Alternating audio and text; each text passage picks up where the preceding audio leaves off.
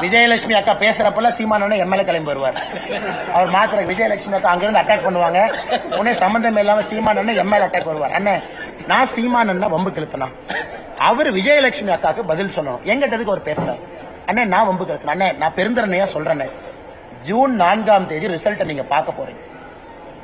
இன்னைக்கு பாரதிய ஜனதா கட்சி திராவிட கட்சிகள் இல்லாம தனிச்சு நிக்கிறோம். 19 இடத்துல நிக்கிறோம். 4 இடத்துல சிம்பிள் நிக்கிறோம். நீங்க சீமான் அண்ணனை பிஜேபியினுடைய 23 இடத்துல கம்பேர் பண்ண. நான் சொல்வது பக்கத்துல சொல்ல -30% அவர் கொடுக்குறேன். நாங்க வாங்கின ஓட்டுல இருந்து 30% மைனஸ் பண்ணிக்கங்க. அப்ப பக்கத்துல வர்றாருன்னு பாருங்க. சரி, உங்களுக்காக நீங்க நல்ல ஒரு மாதிரி தெரியுறீங்க. இன்னும் ஒரு -20% டிஸ்கவுண்ட், அப்படின்னா -50% டிஸ்கவுண்ட் கொடுக்குறேன். நான் அண்ணன் அவர் அரசியல் கட்சி நடத்துறாரு, நல்லா இருக்கட்டும். நான் அவரை கட்சி இழுத்து மூடுங்களா நான் சொல்ல விரும்பல. இதே இதுக்கு முன்னாடி என்ன சொன்னாரு, மக்கள் நல கூட்டணியை விட ஒரு ஓட்டு அதிகமா வாங்குவேன். அண்ணன் யாரோ எடிட்டர் சரியா பிடிச்சாரு, கட்சியை கலைச்சிருவேன்.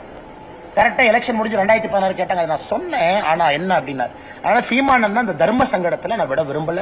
அவர் கட்சி நடத்தட்டும். தமிழகத்துல சீமான் அவருடைய குரல் முக்கியமான குரல், அந்த குரல் இருக்கணும். ஆனால் நான் விவாதத்துக்கெல்லாம் வரல. சீமானன் மீது மரியாதை இருக்கக்கூடிய நபர் நான்.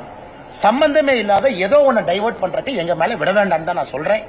இதை பண்ணிட்டா அப்புறம் ஜூன் 4ஆம் தேதி உங்க மூஞ்சியை நான் பார்க்கணும், எங்க மூஞ்சி நீங்க பார்க்கணும். அதனால தேவையில்லாத ஏன் அந்த போட்டிக்கு அவர் வராருன்னு எனக்கு தெரியும்.